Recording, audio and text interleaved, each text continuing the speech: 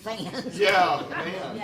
Well, I mean, we've had so much trouble this spring with the unit that serves this part of the building, which, by the way, my office is right above here and it's served by the same unit. And we went through about 2 weeks when it was just unbearable to even be in there while they were trying to repair. Is it an older unit? Is that No. No. No. It was replaced when we did the renovation 10 years ago. Oh. I think they got updated after the storm too. They did, that's right, because you were on building and grounds. Yeah. Anyhow, hopefully.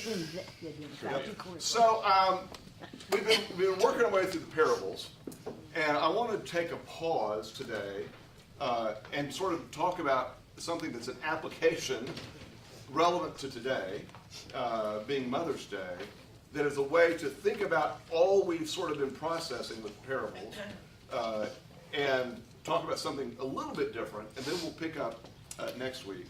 I've given you as the handout today, the front part is a really excellent column written by a pastor friend of mine named Jonathan Davis, that you'll see, Paige Patterson, Mother's Day, and me too. And then, no, Paige did not write this. This is about me. it's about Paige? Yeah, so if you've been following the news, this has been national news for a couple of weeks.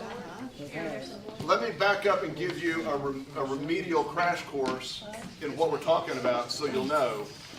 All right, if you don't have a handout, we've got some extras. All right? So, for those of you who have not come up through the Baptist world, quick primer to get you acquainted with some of the names here, and we'll move forward from there. In 1979, there was an effort that began to take over, and I mean take over, the apparatus of the Southern Baptist Convention and turn it in a more rightward direction. Sharply. Right? And this was spearheaded by two men. Paul Pressler, who was an appeals court judge in Houston, and Paige Patterson, who at the time was an associate pastor at First Baptist Dallas and taught at Criswell College. All right? So I'm going to get out of that back into the other stuff in a minute, but you need to know this setup to this. All right?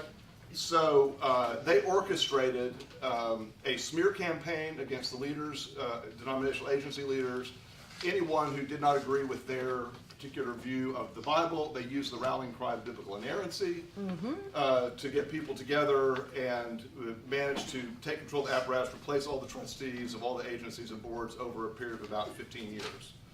And we are the splinter group that resulted from that. The Cooperative Baptist Fellowship is a group that said, we're not doing that, and started this other thing. Others left to other groups, but the majority of Southern Baptist churches remain, right? Well, all of the seminaries, there are 6 SBC seminaries where Southern Baptist pastors are trained, and here's why that's important to understand. In Southern Baptist life, through giving to the cooperative program, seminary education is steeply subsidized. So, for example, when I started seminary in 1980, it was January 1985. That long ago? I know. Ancient days. They don't call it tuition, it was called a matriculation fee because your tuition technically was covered by the denomination. My matriculation fee was $300. And even in projected, it's still cheap. It's steeply subsidized with that. So if you're anywhere in the Southern Baptist world and you want a seminary education, there's a financial incentive to go to one of those seminaries, because if you go to Bright at TCU, or if you go to Truett at Baylor, or you go to Wake Forest or Duke, or any of these other university settings, you're probably going to walk away with student loan debt in the neighborhood of $50,000 or $60,000, unless you just got the money to do it. So many of our pastoral residents who come into our program here are carrying enormous amounts of student debt. That's a whole other story on that. So within the past six months, Paul Pressler there's a federal lawsuit filed against him for basically sexual abuse of a minor. That is part of a much larger story that's been talked about behind the scenes for years but never proved, but now there's actual documentation. Yes, there is. And Paige Patterson is now in hot water over his remarks about women. And so maybe it's the chickens coming home to roost. But on the other hand, well, it's easy to look at both of them and say, okay, just desserts. I think we all have to have some accountability in talking about this issue. So it's not enough to say about the Me Too movement, oh, well, that's nice that everyone else is getting their house in order, right? Because it seems to me all of us need to get our house in order. So if we're listening to Jesus in the parables and about what the kingdom of God is like, here is a practical application that ought to whack us upside the head about like the parables, right? And so it is a difficult moment for us to find ourselves in, but I think it's one we would be foolish to ignore in church. And I want you to see this because Paige Patterson's teachings and comments illustrate the kind of theology that we have come from and that too easily hangs on to us subliminally, right? So I want to try to illustrate that, and then I want us to have some conversation about this. So we've got Paige in trouble right now. That's like the tip of an iceberg, and there's nothing new about this, right? It goes back to some previous stuff, but there's nothing new. And George actually talks about this in the sermon today too. So the big shocking story is this that's been published a lot is that several years ago, probably before he was, I don't know if it was at Southwestern or someone else, Paige had a woman come to him for counseling who, my guess is this probably happened at First Baptist Dallas, because it sounds like he was in a pastoral role, who was physically abused by her husband and came to seek his counsel, and because of his reading of the Bible and a very literal interpretation of it, divorce is never an option. Leaving is never an option. The wife should always be submissive to the husband. And so his counsel to her was, after he falls asleep at night, you go kneel by his side of the bed and you pray over him, and God will change him. Oh my God. And after a few weeks of that, the woman showed back up at church one Sunday morning with 2 black eyes. I'm not making this up. He told this in a sermon. It's recorded. The woman showed back up at church with 2 black eyes and said, well, are you happy now? And he said, yes, I am very happy, because what you don't know is that your prayers have been effective, and this morning your husband showed up for church for the very first time. Not to veer off in a totally different direction, but counseling like that is what caused, when I was still in college, a very dear friend of mine from high school who was gay and had grown up in a very strict Baptist environment to commit suicide.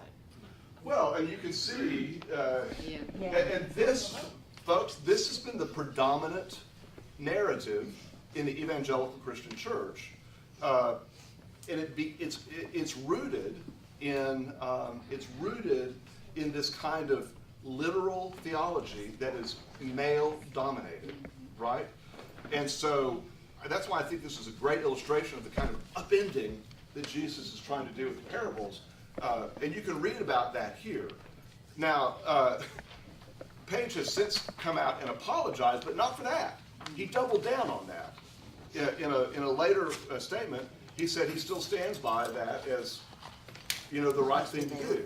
I don't know what happened to the woman and man. We never heard the end of that story. But he still was abusive to her, and she should not have been in that home. Or he should not have been in that home in that case, right? Well, when he apologized yesterday, he did actually, because he didn't apologize at all. He just stood Yeah, up but the and- apology is not for that. Well, yeah, but he did say he doesn't believe anyone should stay in a situation where they're in the follow story. I'm pretty sure, because I posted the letter that the Southern Baptist women were. Right, yes. So I ended up signing. Initially I didn't, because you were supposed to be Southern Baptist, but there were people in there that were Lutheran and everything else. I was like, I'm going to sign it. But So I've been following the story, but I'm pretty sure yesterday he came out with an apology, and he said that there's, I mean, something about that no one should ever be in a situation of physical, emotional, or. Yeah, so what you can read this here. What he apologized for is something different.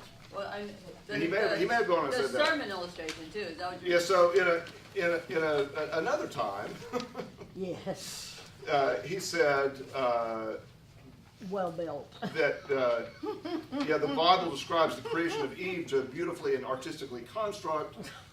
He says, I didn't need to learn Hebrew to figure that out. He told the story of an angry. Oh no, that's wrong. Yeah, no, that is it. He basically, this mom tells her son. The son says something about a girl walking by that's like 16 years old. The son says, "Wow, she's built," and the mom basically tells the son to never talk like that again. And Paige Patterson tells the mom. So here it is, right here. About that time, a very attractive young co-ed walked by. Patterson said his own words. She wasn't more than about 16, but let me just say that she was nice. What is wrong with him? Thinking nobody was paying attention, Patterson said the son who was there, two teenagers or college students, talking and said, "Man, is she built?" And in the middle of the sentence, the woman wheels around, stops, slaps the hand over his mouth, loosened his teeth, and said, "Young man, don't you ever say anything like that again. If you do, I'll mop up the face of the earth with you." And Patterson interjected himself and said, "I said, ma'am, leave him alone. He is just being biblical. That's exactly what the Bible says." That's what he apologized for. Yeah. Okay, so that sort of sets the context. Here's an extreme version. I think we've got to have a reckoning about how we read the Bible and how we understand relations, gender relations being one of those. So where do we start this conversation, Cody? I worked for the Baptist General Convention during that time. And Paige Patterson, people listened to Paige Patterson as if he was, I pulled pages and copied from the Baylor University. They were going to tear Baylor down and intended to. And it's very demeaning, not just from the conversations we've had so far, but people followed him as if he was sprinkling. Fairy dust. Yes, exactly. And I don't know what happened. I mean, you know, if you had a mind, you could see that he was demented almost. And with some of the letters we got at the Baptist General Convention over different departments and all that, it was amazing how this denomination fell at his feet. So here's an example of how many people get shaped by one influential person. Mm-hmm. But don't let yourself off the hook. Because we're all influential in different ways. This is not just isolated to the Baptist church. I mean, in the Catholic Church, it's very, very rampant because, you know, Mike and I grew up that, you know, divorce was not an option. And if you went to a priest for counseling and they would say the same thing, that, you know, you're just going to have to ride it out. You know, wives are submissive to their husbands. And I just had this discussion with my daughter 2 weeks ago because she was in a wedding and the bride said, "I will submit to my husband" in her vows. Oh. And I said, "If you put that in your vows, I'm slapping you silly." There's no way. There's no way that you're going to submit to a man. But I mean, I'm with you. because I don't submit to him. But if you grew up a certain age, what you said, it was male dominated. I mean, Right. I sat at a table yesterday and a woman in tears that has always been single. We went to WOW, which is women. Women of Wilshire. I'm going to make my own T-shirt, by the way, that says "Mo." Okay, but anyway, she said this was the first church. She said this was the first church that she felt that she had a part of as a woman. And she must have been, I'm 76, she must have been about 85. And there were tears in her eyes because we were talking about doing, not leadership roles exactly, but doing some things with the church. And she was just amazed that she could have a place to be in a church, or she felt she could have a place. Right. So to that point, one of the struggles we're having right now, just to be transparent, is usually in our pastoral residency cycle, we have at least one female in the group all the time. This is now we're coming into the third year where we will have not. And part of the problem is the right candidates have not been available at the right time because the pool is small. Because you got to start with somewhere like here. But the problem here, there's a legitimate problem that we're seeking to address in a different way, is if you're a young girl growing up in our church, You don't have a. if you haven't seen a female in the pulpit in the last 3 years. And so you don't have that point of identification, right? And so we're working to address that in some other ways. You're going to see some female guest preachers from time to time to help sort of address that, and some really high-profile ones as well. But that role modeling that goes on is so important to help girls understand, yes, I can do that too, right? So let's talk for a little bit about not just Paige Patterson and not just the SBC, but this whole notion of how can we, as people of faith, knowing the teachings of Jesus, begin to live our lives in a way that would allow us to speak up and be the kind of advocates for women in particular, but also, I mean, the point's well made, for anyone who doesn't fit that stereotypical male-dominated role. Carol Ann. The lady that was here a while back about the human trafficking. Yes. If we were to get involved in things like that, I think we would be absolutely horrified and astounded how much that's going on right here in Texas. Texas is one of the top states that has human Yes. trafficking. And if we were to get involved in that, and if we were to get involved in some of the shelters for women, it is absolutely horrifying how many women are abused, and they do go for help, but then sometimes it falls through, or sometimes, well, not sometimes, a lot of times, like you said, they don't get any help. So I will tell you, in my 15 years in this role here, I'm in my 15th year right now, there are 2 occasions that I can recall where I have been involved in trying to help get a woman out of an abusive relationship, and both have failed. What happened? Both have failed. Like as a Stockholm syndrome, like, or failed in. The pull to stay in the relationship was too strong. And so part of the problem is it takes a mountain of force to extract someone from their familiar bad situation. And I tell you that story to say that for those of us who are used to the status quo of whatever, it takes a mountain of force to get us out too, right? So I think I told you the story several months ago, or maybe I wrote about this, when I was a young adult and in the workforce and sort of came face to face with my own lack of awareness, is what I would call it, by telling in a mixed setting, it would have been equally bad to tell it in a not mixed setting, a joke that was basically, You did tell us. you know, gender driven. And 27-year-old me thought it was really funny. But it was not funny. And it took the courage of a female colleague to say to me, that is not funny. And here's why. Boom, boom, boom, boom. And that was 30 years ago, and I remember it to this day, right?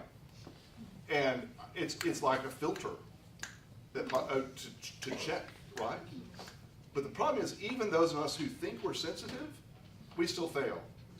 And we still, I mean, it's very easy for us to say, well, I'm not that way. And yet I think part of the thing we're learning is that it's so built into our culture that we are that way without knowing it sometimes. All right, yes, Ann. I find that in the medical profession, that occurs all the time, because if you tell somebody, well, I have an appointment with my doctor, immediately the male pronoun comes into play. Well, how long have you been going to him? Oh. Yeah, it's always, And some of the best doctors I've known are women, by the way.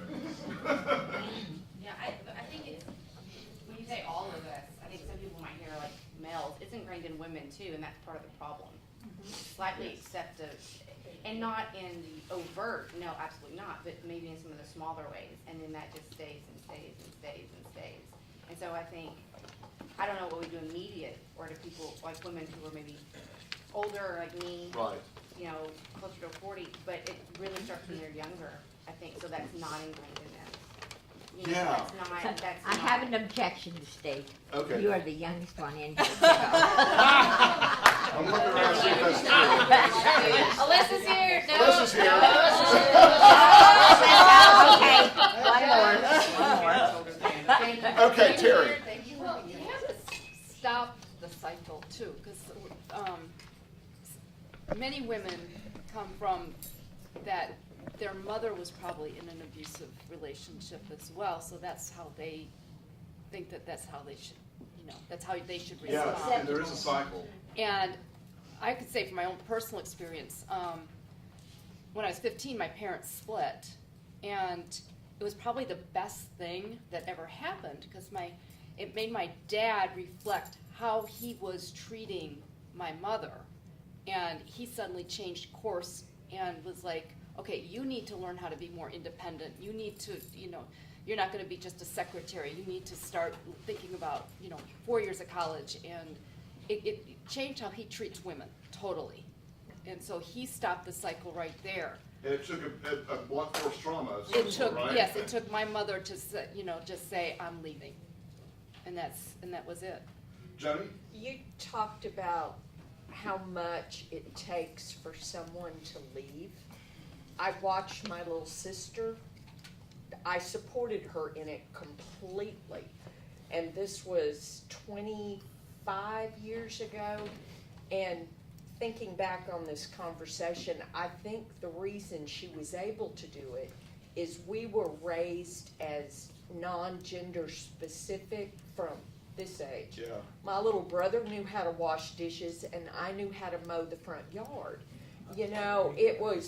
We were expected to contribute to the household, but not gender specifically. So when my sister finally, thank you, realized that her abusive alcoholic husband was not going to change his ways, and she had 3 kids in the line of fire, it took a village, but we got her, all 3 kids, and the pets out of the house so the police could pick him up and she could go back and live in the house with the kids. But, looking back, we realized it's only because she knew she was strong enough. She had her own money, her own way of making a living for those kids, and was not dependent on him. Because again, that's the way we've been raised, is no, your job is not to get married and set up a house. If you choose to, great. But you have to be able to support yourself and whatever kids you have. And we were taught that from the time we could hear it. Okay, let me blow your mind with another story from this week. And I wonder, did anyone happen to hear, this is a story on it was an interview with the woman who created the Barbie doll. Anyone else hear this week? I don't know. I didn't hear the whole thing. But I heard enough of it to catch this part of the story. So, and this was like 50 years ago, I think? Yes. Or 60? It was in the early 60s. It was late 50s. Okay. So, at the time this happened, the only dolls that were available were baby dolls. And the notion was that little girls would want to, pretend they were mothers, right? And this was the whole notion of the thing. And this woman had the audacity to think that girls needed to aspire to something, and not that motherhood is bad, but it's not the only thing you're made to do, right? And so she had the audacity to think of creating an adult doll that girls could see doing adult things so they can envision themselves as being an adult girl, right? And went to place after place after place, and people laughed at her and said, this will never sell, no one will ever buy an adult girl doll. And she got rejected. I mean, even the people who would make it for her refused to. And if I understood the story correctly, I think the woman worked for Mattel. I think she was an executive with Mattel in some level, even in the 50s. And just by force of will, she created this doll, right? Am I telling the story right so far? She created this doll, and again, people said no. I mean, she took it to trade shows. All the middlemen, the vendors said, this will never sell. No one, this is stupid. And then it came out, and it was off the shelves instantly, and has been a hit ever since. So we look at the Barbie doll and say, well, this is a way to objectify this, perfect figure, and there may indeed be a problem with that, but it was created to solve a different problem, right? Yes. To allow girls to envision themselves to be grown-up women who were women in their own right, not toting a baby around necessarily, right? So sometimes the things we look at and say, that's a problem, actually may have solved another problem. On the side. But it's time to maybe rethink that too. I don't know. What do you think about that? Well, I think it's just why you have to be careful. Like this is why we evolve and we think, and we're always learning and assessing a situation, and that's why it's really dangerous to get ingrained and stuck in one way without being open-minded and looking and seeing things. I mean, I'm guilty of having some of that. I am pretty independent, and no one's going to tell me what I can and can't do. I wouldn't try. But I mean, apparently some people are scared of me. I don't know, but I will tell you, when we had Sloan and she was sick, and we were looking for surgeons, and I wanted a surgeon today, but I also wanted to do my research, and I found a woman surgeon, and I was like, oh, she's a woman. She's good. I mean, I honestly had that thought, and Wow. but we went for, and a mother of, a girl who's going to be a woman, I had that thought. But then when I met her and when we were in the OR, I was so glad that she was a mom and a woman taking care of my baby girl. Yeah. Beautiful story. Wow. Really, really beautiful.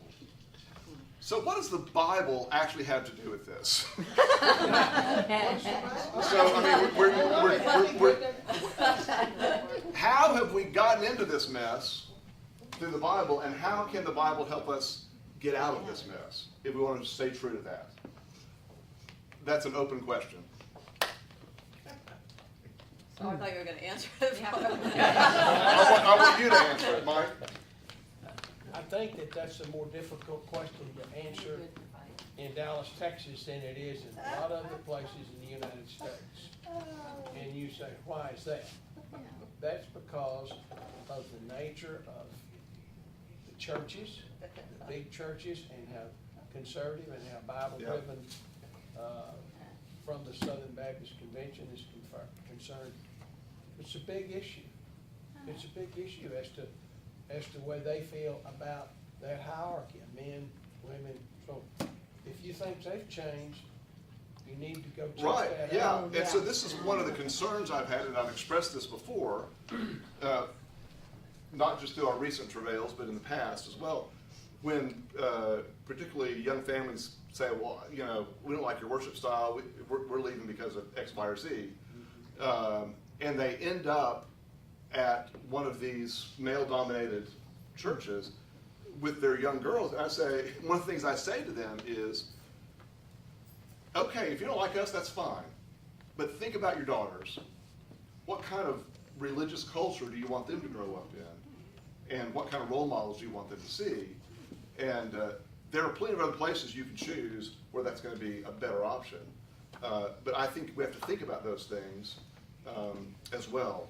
Carol Ann. There is hope, because I was born into an independent Baptist, not cult, but that was their group. And women were not to do anything except teach Sunday school. They would not have been allowed to stand up and speak in church. They would not have been allowed to pray. They wouldn't have been able to do any of that. Well, I'm here to tell you that as the oldest of 4 children, I am the most liberal. I am the most obnoxious probably sometimes, but, Do those go together? sometimes. I'm asking for someone else.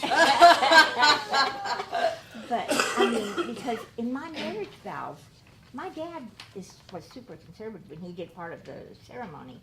I did say I'll obey. I don't. I mean, I guess I'm not keeping all of my vows, but, yeah. One summer when I was really bored, I read William Shire's Rise and Fall of the Third Reich. And he opens that by saying, in an updated foreword, you're gonna read this and you're gonna say, as a person living today, why in the world did these people not see all this going on prior to any war starting? But you can't read it like that. You have to realize the lack of communication. The United States was so isolationist, but there were just technical reasons. You know, people didn't know on a day-to-day basis what was happening in Germany. If you want to come slap me after I say this, please feel free. The Bible holds such universal truth, but it is a document of its time, of its lifestyle and its time. And people didn't say, hey, you know, let's have a woman preacher at this little church in Rome. And they didn't live that way yet. And yet, we have very good evidence that the early church had female leaders. Right. Right. They're, you know, they're in there, and they might not get studied or talked about as much, but you're right. Because guess who wrote it down? Men. Men, and there were stories around the campfire. But it's also the sign of the times. They wrote it in where it would be most accepted, or maybe someone would bend an ear to it more than it. I mean, I love this Pope, and I think he feels strongly on some issues that it's not the right time for him maybe to come out on. But if you can read between the lines and see where that's moving, because it's just not the time. I think the Bible and the stories in there kind of fall in line with that as well. It doesn't make it right, but it makes it the way things need to be. Okay, good point. Let's not lose that. Well, the other thing is, you know, like, to make the change, I think you're gonna see it in, like, my daughter's generation is, they're kind of turning their back on the church. And let's face it, churches are driven by money. You know, not all churches, but the big ones that are really tight, you know, trying to get a tight hold, like First Baptist downtown, they need money. Well, if the generation turns their backs on them and doesn't give them money, then they're gonna have to think about what they're doing wrong to bring the people back. Yeah, it's going to be interesting to see how all this plays out over time. Cody. Well, if you look at statistics too, women, well, of course men too, married very early, and they had it in their mind, whether they really thought it were time to start a family, time to get rolling like mom and dad, and if you were a farmer or whatever. To Mike's point, I'm a native Dallasite. I grew up in a big city. I was told I could go to college. I was told I could do this. I'm not, like you say, you can be president, child, or whatever, but you know, I was told. And then there also, the college things now, more women are going to college sometimes than men. But that wasn't true in 1940 or 50. Or maybe it started 60 or 70. But you're right. It's the people and the gentlemen, the sons of people. Now mine are 50. They're up past probably. But anyway, they will do maybe or think more than we did because you were taught at church. Oh, good, you have a family. Now when are you going to have a baby? Now, and when are you going to have a baby was the first thing they was asked when they married. So it was this perpetual, you know, your mother, I mean, a wife, now you're a mother, or you're a husband, now when are you going to have children and all this. And if you brought up in Dallas, you saw a very wealthy world to some extent. Some people didn't. But, you know, there's always been big buildings and there's always been transportation and all that. So But in the early days, people married very early, and the statistics were not good about girls going to college. Yeah, by the way, just a little side note, and I'll get back to the story. There was an outstanding story in the Dallas Morning News this past week that was honoring the first black student at Jesuit High School. Right, I did. You don't see that? Yes, I did. Remarkable story, really remarkable. His father was the first black city councilman here in Dallas, and he just this guy, this student, just recently died. Go find that. Okay, now back to this. How I want to help us think about how the Bible does play into this, because this is not just a feel-good pro-women rally that I want to lead today. And I'd be happy to lead that, but it should be a woman leading it, not me. All right, well, having just been to the 8:30 service, and I know that today is Ascension, but next week today we got the body, next week we get the power. Yeah. If I listened correctly, good. But I also think that it talks about wives submit, and I remember learning that. But then I also remember learning that you have to go to the next part, and that the husband loves the wife as Christ loves the church. And if you put those together, which for many years they have not been put Right. together, then I learned to pray for my children, who are both married, that they would each first submit to God and then to each other. And so this passage is from Ephesians chapter 5.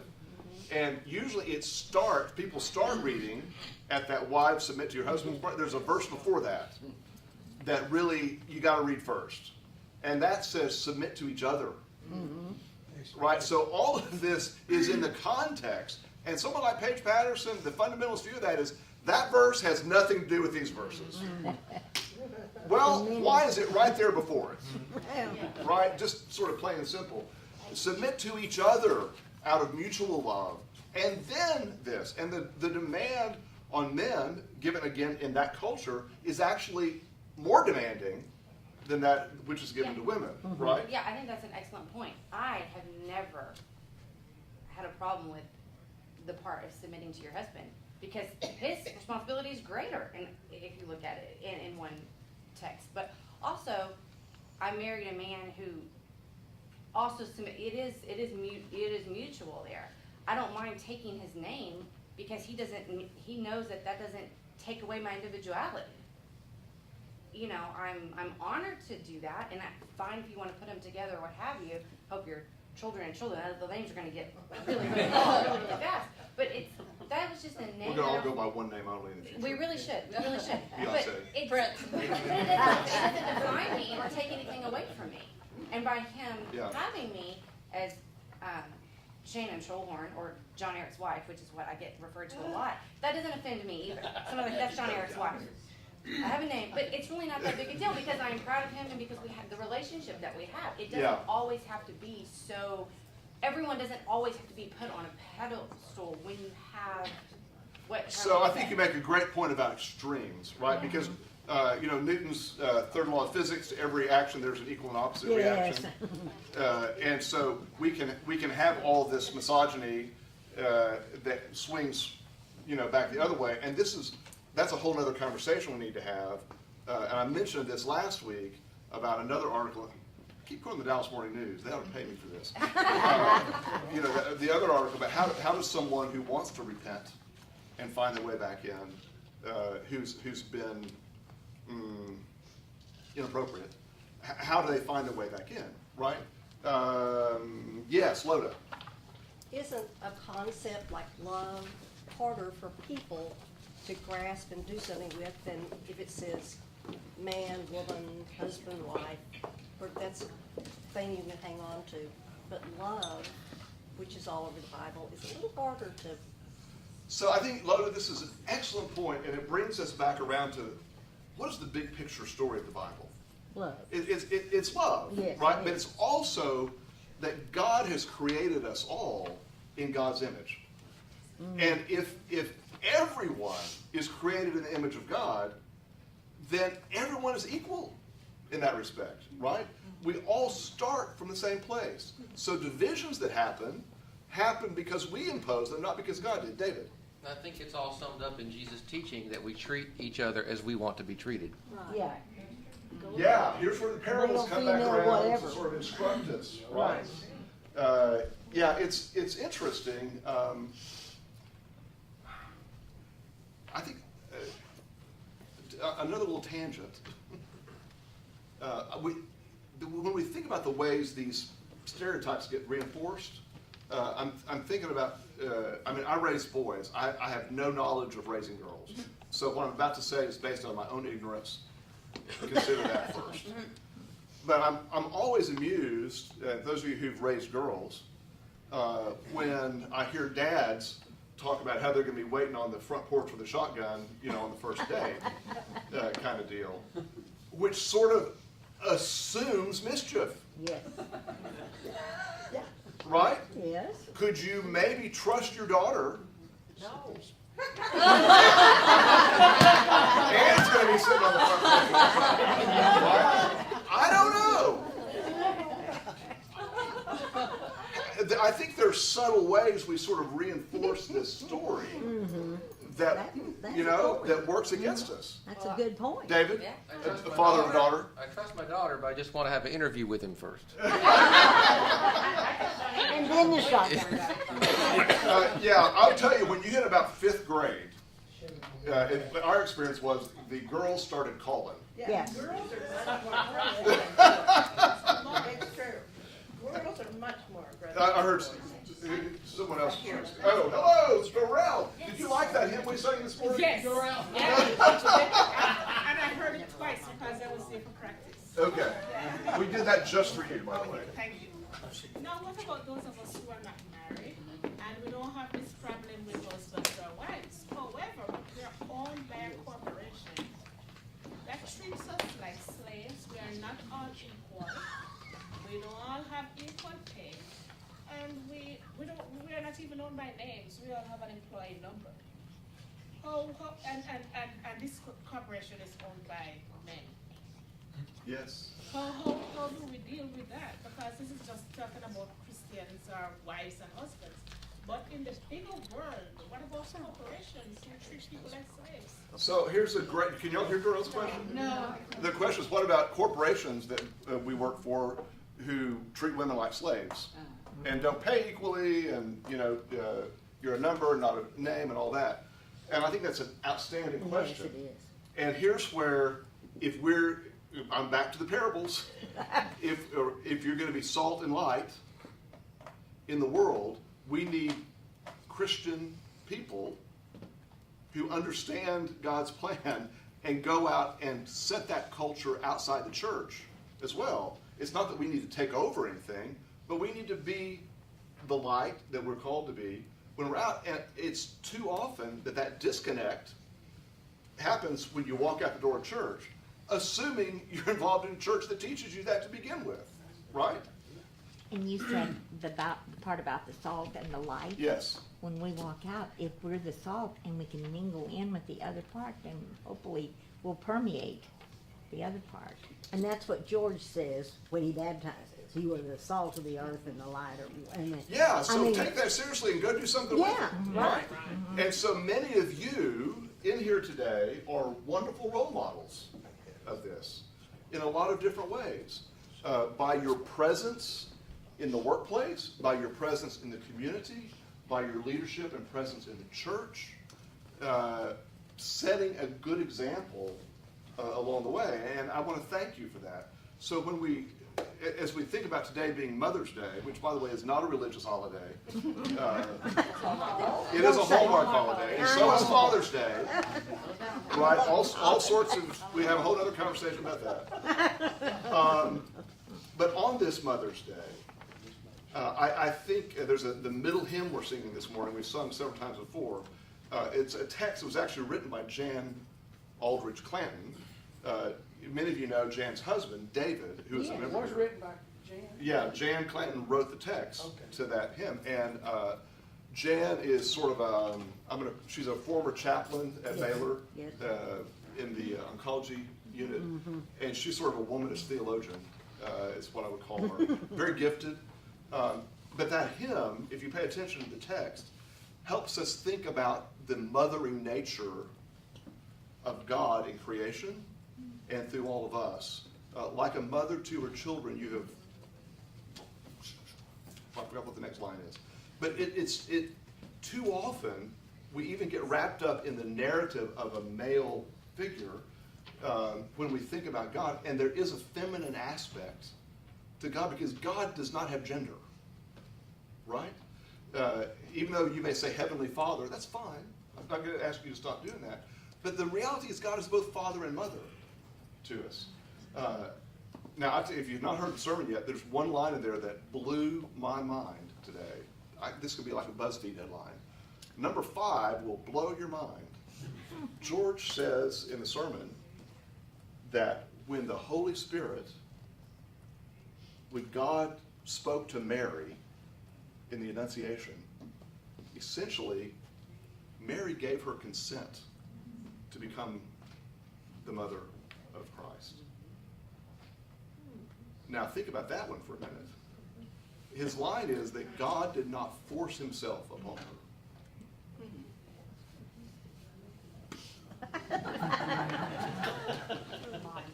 Right? I got to think about that one all week. She was 15. She was underage. Yeah. Okay. Well, I hope this has been a helpful conversation for you. We'll be back to our regularly scheduled parables Next week. next week. I think I can't remember what. I think it may be the prodigal son. But if you want it to be a prodigal daughter, we can change it. Okay. Okay. And goodbye to everyone who's joining us on live stream, and now for us in the room. Let me begin by asking Linda, would you give us an update on Heart?